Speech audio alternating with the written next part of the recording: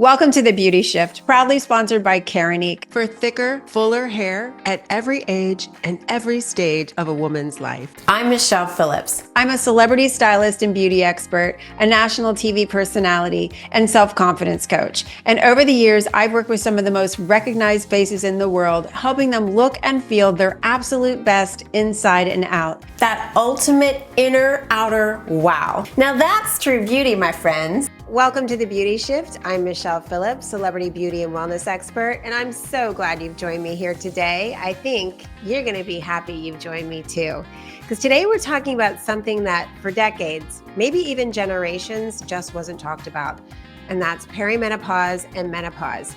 It's one of the most natural stages in a woman's life, yet for as long as I can remember, it's been surrounded by silence, stigma, and confusion. But the good news, that's finally starting to change.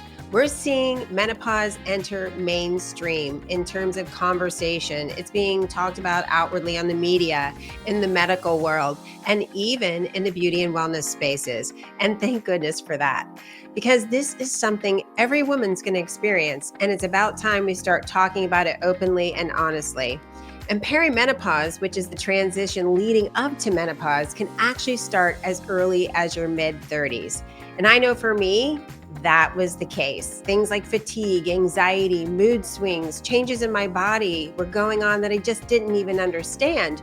And when I went to my doctor, all I was told was, oh, that's just stress and anxiety. You're getting older. It's all normal. Well, I knew that that was not the case, and I kept searching for answers. And now, many years later, thanks to so much new research and awareness, we now understand that we as women are not crazy. We're not emotional. It's not just stress. It's not just aging. We're going through major hormonal changes that affect everything from our mood to our metabolism, our sleep, our energy, and even our skin. And thankfully, women today have more access to information, to medical care, and emotional support than ever before. And that's exactly what this conversation is all about. Today, my guest is Alyx Coble-Frakes. She is helping women navigate this powerful transition with science, compassion, and truth. And she's super cool.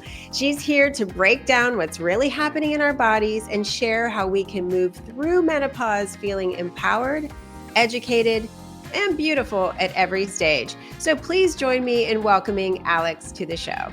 Alyx, welcome to the show. I'm really excited to have you here today. Thank you so much. I've been really excited to record with you. This is going to be a lot of fun. It Great is. conversation. And a conversation that I feel is so needed right now. We're talking about perimenopause and menopause. And this subject was so taboo for so long. I'm in my 50s, and I remember in my late 30s, I started struggling, and I did not know what in the world was going on with me. And I went to my doctor, and my doctor said, oh, it's just stress, and gave me some antidepressants and some sleeping pills. And I went home and thought that this is not what I want to Got do. it. Not at all. And I knew Yeah. something was wrong. And so I started reaching out to holistic physicians at the time, because back then no one was talking about perimenopause or menopause. And a lot of times we don't even know what the heck's going on with our bodies. And we start to feel like something's wrong with us and like we're crazy. And now I love how in the media, celebrities are coming out and talking about their struggles. Doctors are coming out openly and talking about, all the different things that our bodies go through, and that this is all normal. And there are ways that we can get treatments and not be so darn miserable. So thank you for the work that you do. Yeah, thank you so much. I think that's such an important part of the conversation, is that we just have, no one's really been knowing what are these phases, when are we entering these phases. I just turned 34 this year, and because of my work building the agenda period, like I've been literally professionally tracking my menstrual cycle for the last almost 7 years. So I've been really tuned in. And that's why when I started to realize like these things are subtly changing. So like they're not big shifts right now, but I'm like, I'd never had that vaginal dryness before. I never had like I started getting hot sweats at like waking up at 5:30 in the morning. So like I'm still having my period. I'm still fertile. I'm still going through ovulation, but my body is changing. This has never happened to me before. And so now we're really starting to understand that, yeah, perimenopause likely starts in the mid 30s, and everyone needs support about this. And we're not receiving it right now. So luckily the conversations are happening finally. This show is for all ages. So I love that your work really stems around your menstrual cycle, because that's another issue that I had when I was younger. You got to plan your whole world around your cycle sometimes if you have difficult cycles, because you don't want to take Yeah. on something really tremendously stressful during that time. And Yep. so, I have to say that I'm actually happy to be more in menopause than I was when I had my cycle, because that was not fun either. What Yeah. is the advice that you give women that, you know, even during perimenopause, that are having irregular cycles or severe PMS and things that are really feeling like they prohibit them from being able to be fully physically and mentally feeling their best, Yeah. all the time when you have those challenges?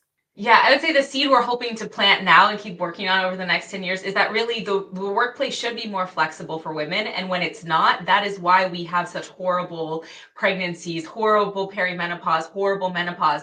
It's not because we're doing anything wrong, but like we're literally not little men. Like I am not a man. I have hormones that work differently. Half of the world works like this. And like, why is it so controversial for us to say that the workplace should also be designed with the other half of the workforce in mind? Right? Like there are like different flexible models. Like that's what I'm just planning. So like all of our daughters can start that revolution, because it's going to be a while. But in the meantime, the thing that we've seen that actually really supports women with their healthier cycles as well as menopause is starting to understand the connection between the symptoms when they're happening, what that indicates, and then start to seek symptomatic relief. Because having a healthy perimenopause and menopause is about having a supported hormonal cycle all the way through. So the more tough of a time that you've got early on likely indicates bigger challenges in perimenopause, because it's all of these underlying hormonal health conditions, right? So like I'm from the generation, we all use birth control for 10 plus years, just like covering up any potential issues with our bodies or hormones. And so now I think we're kind of left to figure out the puzzle and really decide how can we have hormonal health, and how can women really get what they deserve from their healthcare, which is a cyclical model of care that we're just not seeing. So, what are the things, let's just start with kind of like the perimenopause phase. What are some of the things that you suggest women do to try to help ease these symptoms? Because of these changing hormones, we can be more sensitive to different foods in our environment. So a big one is eating foods that are anti-inflammatory. So that means staying away a lot of times from gluten, sugar. Alcohol is horrible for, I'm so sorry, but horrible for our endocrine system, especially as we age. Like our body has such a hard time getting rid of alcohol. So like that can, if you're having symptoms, that can really exacerbate those perimenopause symptoms. So food is a big one. So finding out what you need to eat for your unique body. So like I love Whole30 as a model to try, do Whole30 for a month, and then test back in the foods and see, does that food actually make you feel good? Because we're all kind of prescribed to like eat this, not that. But really, our bodies are all different. So you need to figure out what foods make your unique body feel good. Some people need more meat. Some people feel really good vegan, but you won't know if you don't test that out. So like that's definitely our first bucket is like, what are the other foods that you're putting in? Because that impacts digestion, sleep, stress, right? Our food really impacts how we're feeling a lot. I found that for me, sugar, awful. I don't eat, I mean, if someone offers dessert, I'm like, I can't. It just doesn't make me feel good. And I spike so high and then crash, or I don't sleep all night. It's crazy. A lot of sodium, can't do it. Caffeine. Caffeine. Oh, yeah. We Oh, drink like half calf and very little. It's just, there's things that when you start feeling different, it's like that's your body saying, something's off. So great advice there, even though the alcohol part, I do like my glass of wine. I know it's hard. So like if you're going to have a glass of wine, then we look for like how can we be protective of the nervous system and of like our body. So that would look like eating some fat and protein and maybe some veggies beforehand. So like enjoy the charcuterie board before you have the glass of wine, and then keep, snacking all night, because that mix of fat and protein and fiber will reduce the way that it spikes your blood sugar. So, I still will have an occasional glass, knowing what the repercussions can be for me the next day. But when I wrap it in a layer of self care, then it feels even that feels a lot better on my system than if I just like have a glass of, Sauvignon Yeah, Blanc or whatever. So like even exactly. those little hacks can really help you feel better in your hormonal journey. Absolutely. I mean, they say that 80% of it is nutrition, with it, Yes. even with diet and exercise. And so I'm sure exercise is a big part of it. I did not even start that until I was in my 40s. And now, if I Yeah. go without exercise, I'm not well. Like in my Yes. head, stress level, Yes. sleep, it's not about my weight, it's about Nope. my mental and physical health. I mean, it just, Yes. it's just incredible how much better I feel, even though it's not my favorite thing to do. Exactly. That is our second pillar is absolutely focusing on movement. So really, we have to reclaim exercise as a brain management tool because especially as we're going through perimenopause, we have less estrogen, which means less serotonin and less dopamine. So if you want to keep feeling happy in your life, movement needs to be a part of every single day. And again, we women have been taught to train so focused on cardio and hit like that high intensity workout. We only need about 28 minutes max of hit at a time. Otherwise, it can start to hurt our system. So, same thing with like intensive cardio. We want to stay in like certain ranges. Otherwise, too much of that isn't actually medicinal. It starts to hurt us more. Women have for a long time not been encouraged to be in the gym lifting weights, lifting heavy, but that's truly what we need to start to incorporate. Even if you're doing like a weighted vest, because I still love my run, but I'll toss a weighted vest on because we need to really focus on protecting our bone and muscle density as we age. Because as estrogen depletes, it's harder and harder for us to maintain that strength, and it's really hard to rebuild it. It's easier to maintain than to try to rebuild it post menopause. So true. In fact, I do a combination. It's called Bar 3, but it's cardio, strength training, Pilates. And, I mean, yesterday I just said to my husband, I did 18 push ups in a plank, like I was not, modifying or at all. And it's all about strength training. And we do a little bit lower weights, but higher reps. And Yep. just my body, my physique has changed, but I've also found that the more and more research I'm doing, that metabolically, it actually protects you the more that you're building muscle. Yes. It protects you from disease, reduces inflammation, it cardiovascular, obviously, but also protects from cancers, many different benefits from strength Yes. training. Not to mention, as we get older, we need that strength to recover or to prevent us from falling or Yep. having something happen, as well as the bone density. I mean, I think something that's really big. I just went and had my DEXA scan to be, to see if my bone Yeah. density, and I was in a really, really good place. But I feel like a lot of that is due to the exercise that I do. But I have a lot of clients that come to me and they say, okay, Michelle, I want to look better and feel better. And I'll start asking questions like, okay, how often are you exercising? What are you eating? More and more questions about their health, because when they come to me for skincare advice or hair care advice, or I'm like, it's all internal, and whatever is going on internally shows up externally. So the excuse, however, that I get is I don't have time. I don't have time in my day to exercise. And then, to go through all of that, to eat healthy and to cook healthy, that just takes so much effort. And I think, okay, well, on Sundays, I just food prep for the week. I Mhm. just go through and just go, okay, I'll chop up vegetables so they're ready to go, or pre-cook some chicken so it's ready. You just need to heat it up. I mean, Mhm. there are things we can do to put our health first, because as we're aging, it needs to become the number one priority, because if we don't have good health, we You don't have have nothing. anything. Doesn't matter how much money you have, doesn't matter where you live, doesn't matter your zip code. Like if you don't have your health, you can't enjoy anything that you're trying to build in your life. Right. So how do you help your clients in that area? Like, what do you say to, I mean, how do you get them motivated to actually make themselves priorities? What I really like to look at is, because we hear that a lot, it's so hard to be healthy. It takes a lot of energy. And I want you to think of what's the energy it's costing you right now to be unwell. That's kind of our third pillar when we talk about how do we stay healthy through perimenopause. I've been talking about this a lot, but we're seeing that 70% of divorces initiated by women are happening during perimenopause.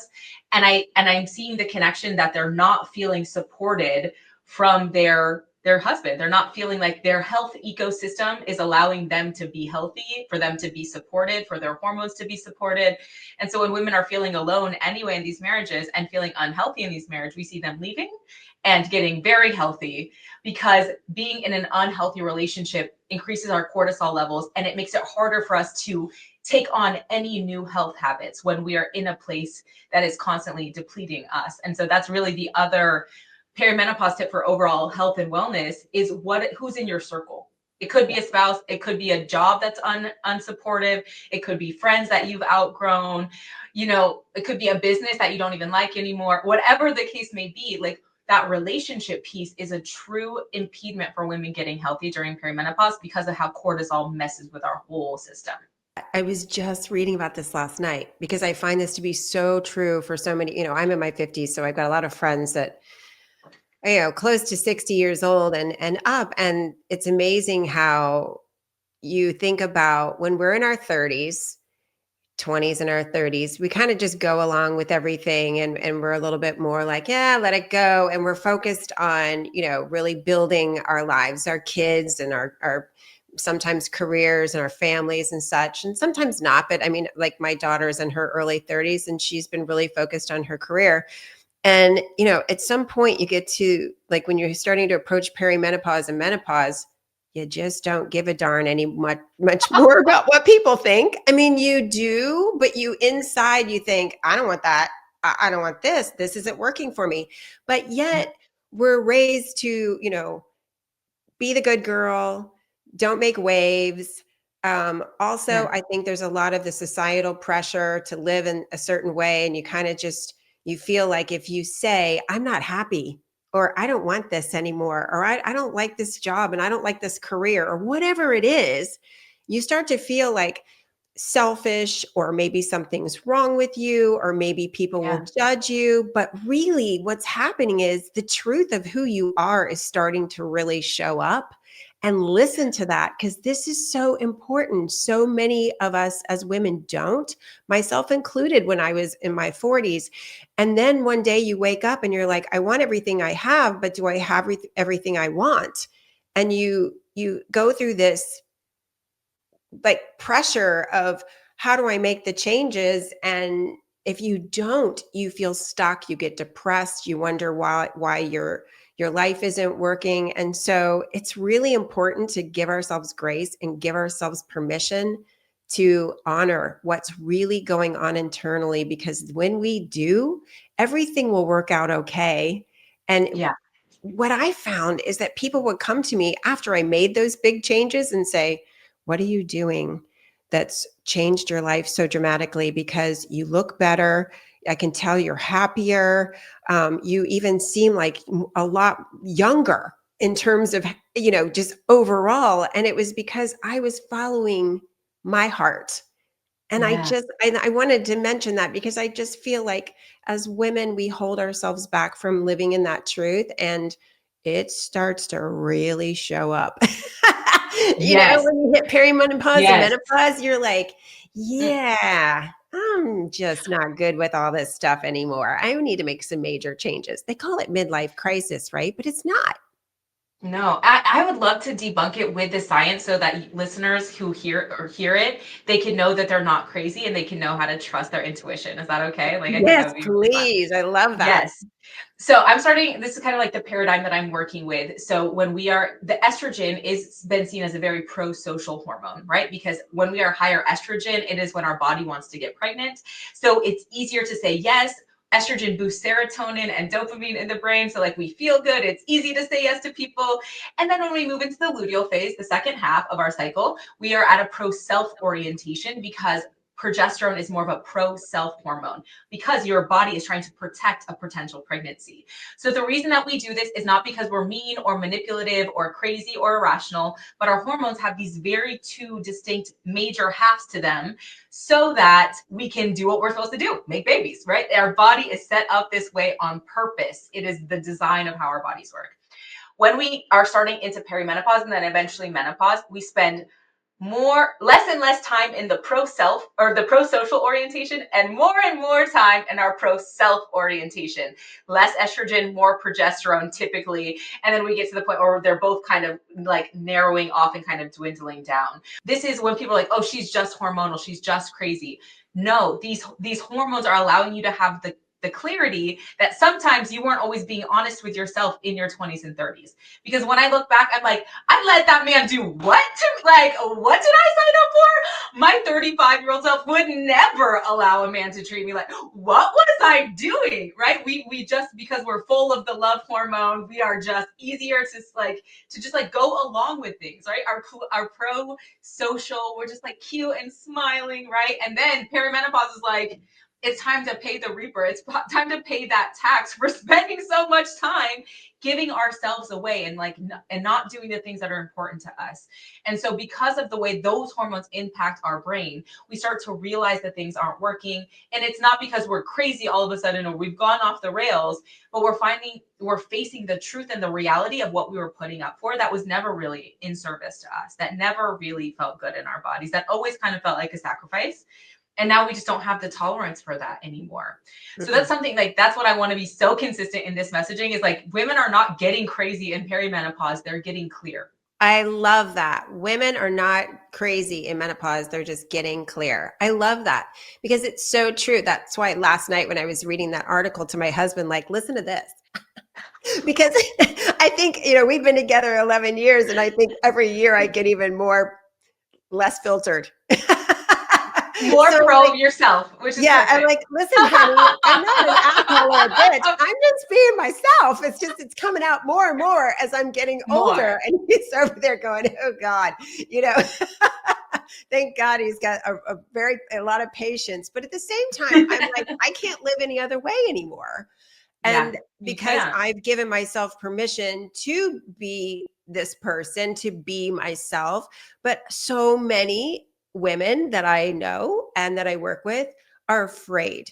They're afraid to totally be themselves because of the feeling of not being accepted. How do you help people through that process? I think the reason is because women have always had to be in secret or kind of taboo with this topic, that makes it harder and harder for us to be honest. So I think the more that we can honestly say these things are happening to me, my libido is changing. Like people don't want to talk about that in menopause or perimenopause. So we can start to open those conversations and be honest about them. So I think your platform, you being yourself, is such a great way of inspiring people to do the thing that they need for themselves. Because we just need people who are willing to talk about the awkward shit so that it doesn't have to be awkward anymore. Exactly. We just have to get it out there. I mean, even my daughters who are, like I said, 20s and 30s, they'll talk to me about, wow, their libido levels or their hormones. I mean, sometimes I'm like, okay, I don't need to know too much. But I mean, it's kind of interesting how, they're talking about the interest level in your 20s is not necessarily all there yet guys in their 20s, their libidos are much higher. And then as women get older, their interest and libidos get better. So I think it's harder for women to understand sometimes when they're younger that there is a little bit of that, I don't want to say disconnect, but there's a range in which is so different until you get older. So for women that are struggling with libido, whether it be, when you're younger or when you're in your 30s or as you get into menopause, because that becomes an issue as well. What are some of the things that you're finding are helping women navigate in that area? That's such a great question. So I would definitely say when you're still having a menstrual cycle, whether it's kind of irregular in perimenopause or in your kind of mid-cycling life, libido is super duper dependent on the menstrual cycle.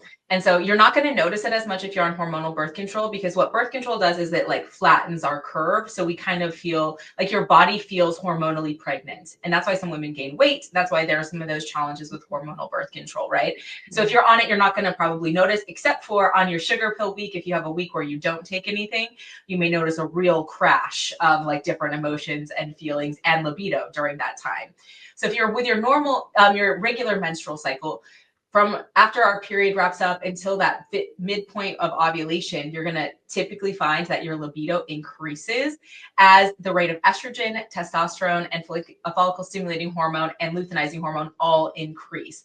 It even changes vaginal sensations. It's more sensitive. It may be easier to orgasm, especially during sex. So there's a lot that changes around there because that is biologically encouraging of making babies. So your body wants you to have more sex during that time of your month because that's when you can get pregnant, right? So understanding that things are chemically true, they can still be romantic, they can still be really intimate, but understanding that your women's desire and libido changes over the course of their menstrual cycle. For men, their hormones repeat every 24 hours. So if your man has a high libido, he's going to have a high libido tomorrow. He's going to have a high libido the next day, and the next day, because his hormonal cycle takes 24 hours. Yours takes 28 to 35 days. And so then if you're having, and then typically you likely have lower libido during the second half of your cycle. And what we talk about with people is like, sometimes women need different things, maybe around the house done. They need more help with chores. They need some other stuff to get the stuff out of their mental plate during that luteal phase that can increase their libido, right? If they're not feeling so anxious or preoccupied during that time, that is going to open up the channels for libido much more easily. But I think it's really understanding that fundamental mismatch between men and women, that men are like the sun and women are like the moon. And so when we can start to have that shared language, we don't have to keep crashing into each other so much. We can just understand there's just two different hormonal patterns at play here that are Right. dominating our relationships. Exactly. And that comes back to your importance on the type of relationship you have. You Mhm. have someone in your life that understands that as well and respects that. I just want to take a quick moment to thank our amazing sponsor, Keranique, the go-to brand for women's hair growth solutions. If you're looking for healthier, thicker, more beautiful hair, no matter what hair concerns you have, Keranique has got you covered. Their products are clinically proven and dermatologist recommended, offering a complete hair care system, including treatments, shampoos, conditioners, and supplements to help you achieve stronger, fuller looking hair from the inside out. So whether you're starting your hair regrowth journey or maintaining gorgeous, healthy locks, Keranique has a solution for you. And as a Beauty Shift listener, you get 25% off site-wide. All you have to do is head over to store.keranique.com and use the code BeautyShift25 at checkout. Thanks again, Keranique, for supporting the Beauty Shift and helping women everywhere feel confident and beautiful. So now let's get back to the show. What are some of the signs that you see are very common for women that they should pay attention to, that are signs of that they're going into perimenopause? So the first thing that typically happens is progesterone is lowered. So that can cause sleeplessness or restlessness, hard time falling asleep, staying asleep, that dreaded waking up at like around 4:30 to 5 a.m. because you have to go to the bathroom and then you can't get back to sleep. That's what started happening to me. And I was like, and then I was realizing I was partially waking up because progesterone is getting messed with first, then it can cause hot flashes, right? Because like your body is just like, it's not regulating the temperature. The thermodynamics are completely off. So I think those are some really common ones that people start to see at first. And then also like heavier periods, because again, that progesterone isn't getting the support that it needs. And then what can happen typically for people is they start getting more of their periods close together because you have more estrogen. So that can also, high estrogen can feel really good. It can feel like a good driver for women. But when estrogen surges really unexpectedly, it can almost cause anxiety because it can stir up so much energy in the body. So you're like, like you took like 3 too many shots of espresso in your latte in the morning and you're like, oh my gosh, what's happening to me? Right? Because estrogen can really come up. that can cause our periods to come closer together because high estrogen will kick off more ovulation, right? So any of these little things, if your periods are getting closer together, if you're waking up in the middle of the night, if you're getting any of those physical symptoms, but it can also look like brain fog, starting to forget birthdays, starting to forget words in the middle of talking. There's over 150 symptoms that have been connected directly to perimenopause, and over half of them are in the brain. So we don't even know all of the ways yet in which this hormonal transition really deeply impacts us. But the way I've started to hear it talked about online that really works for me is thinking about it as puberty in reverse, or some people are calling it cougar puberty, which I really like. And so we have this like cultural understanding that little kids, when they're going through puberty, are just awkward. They may have hair sprouting in weird places. They may get sweaty or smelly or strange blood coming out, like whatever. We understand that it's kind of an awkward time of life. This is what women go through in perimenopause in reverse. So they go from like more intense fertility activity, so like more periods, more ovulations, all of this stuff, to then it getting further and further and further and further apart from each other.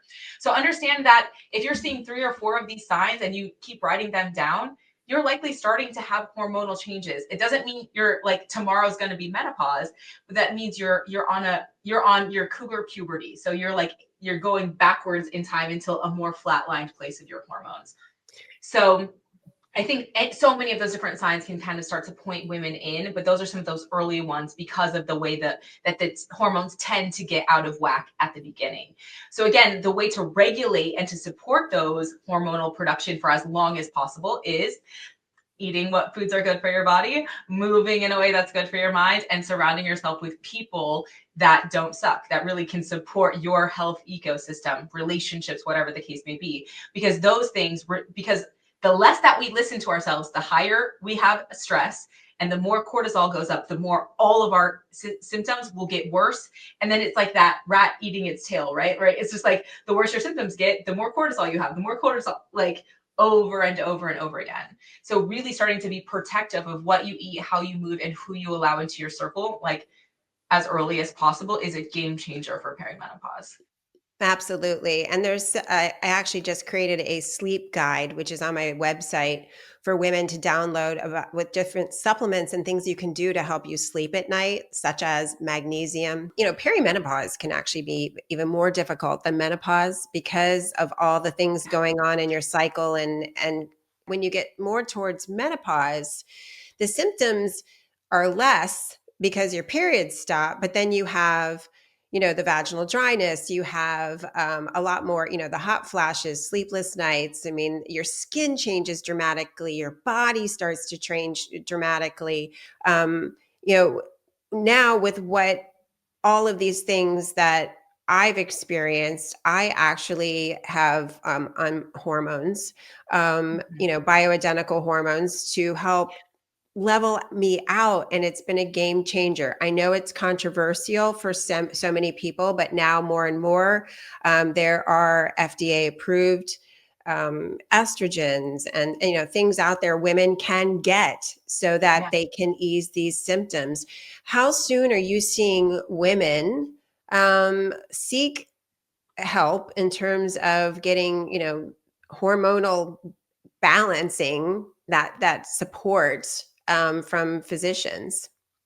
Earlier and earlier, and I think some of that support, like I've seen it kind of like, especially like in the early 40s, starting to see that as more as like they've debunked some of the earlier HRT research. Like I think there's a lot of hope in the future of hormone replacement therapy. I think it's come a long way and that there's a lot more to go.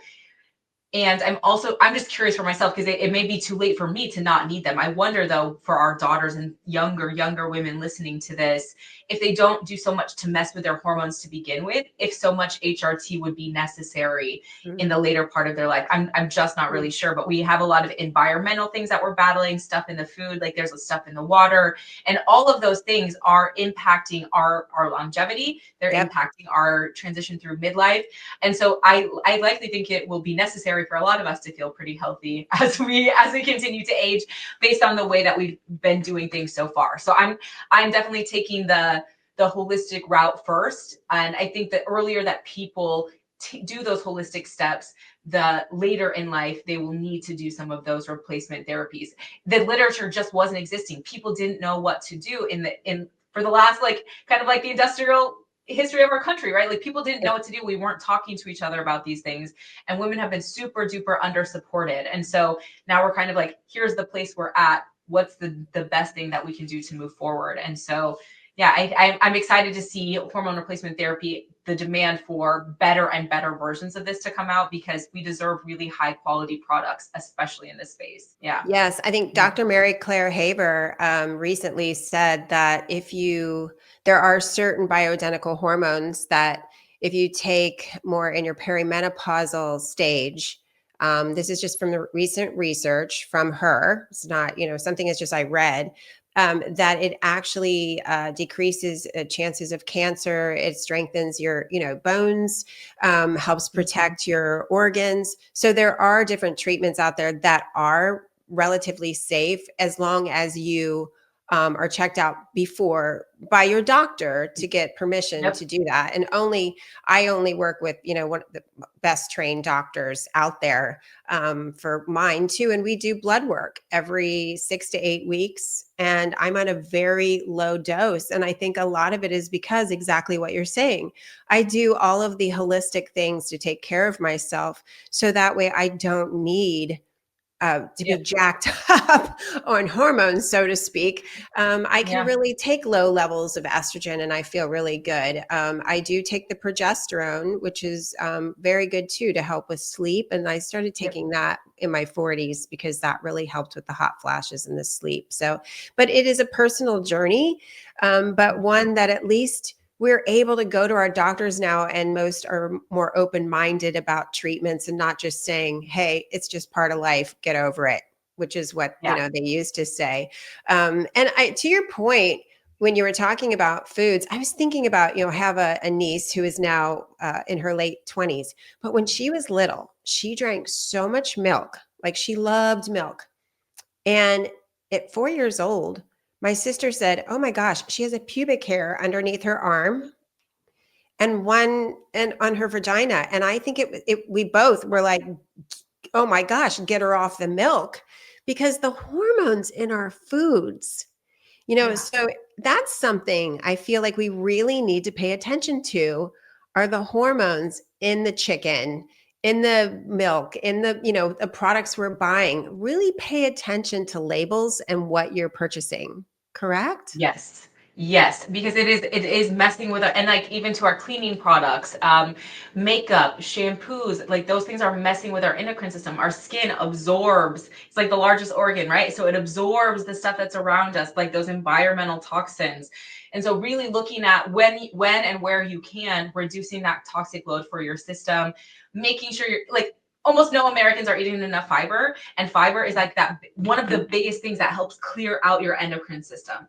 So you need to be eating enough fiber to have really healthy bowel movements every single day, right? Like up at least 25 grams of fiber, which is at least 5 to 6 cups of broccoli. It like sounds insane, but that's how much dietary fiber we are supposed to be getting into our systems, right? So really be considering these different pieces, because these hormones and these things that act like artificial hormones are in so many of our products. So we've got to do quite a bit, not to like sound the alarm, like to scare people, but we really need to be conscientious of those things that we're doing, because they are impacting our longevity, they're impacting our midlife, and they're impacting our kids with earlier and earlier puberties. That's why this is the space that I'm focusing on now, is perimenopause and menopause for women, because I just feel that it's such a confusing time and it doesn't need to be.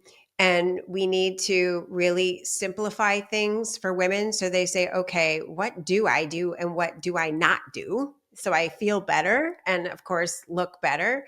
And so I've created things on my website that people can go down to download for free to support, and share tools with women. I know you have done an outstanding job of doing the same thing on your website. Would you talk about that so that people can go check out your work?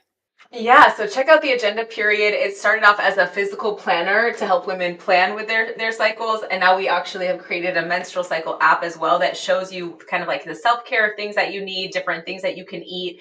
And the app is free to download. And we've got tons of goodies on there, tons of stuff for you to check out. And we're always happy to answer questions. For you to be an advocate and to take all these steps to support women is outstanding. Thank you. Thank you so It's so much. Thank great. you. Not waiting until, later in life because we need to start early. And that's what's so important. And I'm only able to do this work because women like you, women who are older, women who are like passed on, have like carved the path to be like, hey, we actually aren't, it's not like fair for us right now. So we're only able to do this work now because of the giants of the shoulders that we stand on, who have been doing in their own way, carving out the path so that women can actually have that equality, have that health, and have that safety. So thank you for your work, because we're literally just building on the work that's already been done, that's come before us. Oh, thank you. Well, we will have to stay in touch for sure. And I would love it if, you let me know what's going on and we can do more talks like this because I think they're just so necessary. And you're just a Yeah. light in this world. So kudos to you for everything again. Thank you so much, Alyx. Alyx, thank you for such an incredible conversation. I think every woman listening today just exhaled a little deeper, realizing we're not alone, we're not broken, and we're definitely not crazy. Menopause isn't the end of your youth or beauty. It's a new chapter, a chapter of wisdom, of strength, and of confidence. And when we understand what's happening in our bodies and we're educated, we can actually take the steps to support ourselves with compassion and not frustration. So to all of you listening today, if you're starting to notice the changes and you're wondering, what's happening to me? Please know this. Your body is asking for care, not criticism. And you deserve real answers, real support, and real connection. And that's why I just want to let you know I'm also here to support you through this journey. As a professionally trained beauty and wellness expert, I've made it my mission to support women who are struggling with how they look and how they feel as they go through the aging process, as they go through perimenopause and menopause. I have created several free beauty and wellness guides specifically for women navigating midlife and menopause, and they are on my website. So please take advantage. Go to michellephillips.com and get my free resources so you can start looking and feeling better today. And I just want to say before we go, thank you again for joining me. And until next time, please remember, your body isn't betraying you. It's inviting you to rise to a new level of power, purpose, and beauty. And I promise you, the best is yet to come. I want to take a moment to thank our sponsor, Keranique, for thicker, fuller hair at every age and every stage of a woman's life. I hope you enjoyed the show, and if you did, please feel free to share with your friends, and don't forget to subscribe so you don't miss an episode. And if you'd like to receive my free beauty and wellness gifts, just go to my website, michellephillips.com. I also invite you to join my social media community on Facebook and Instagram, Michelle Phillips Beauty.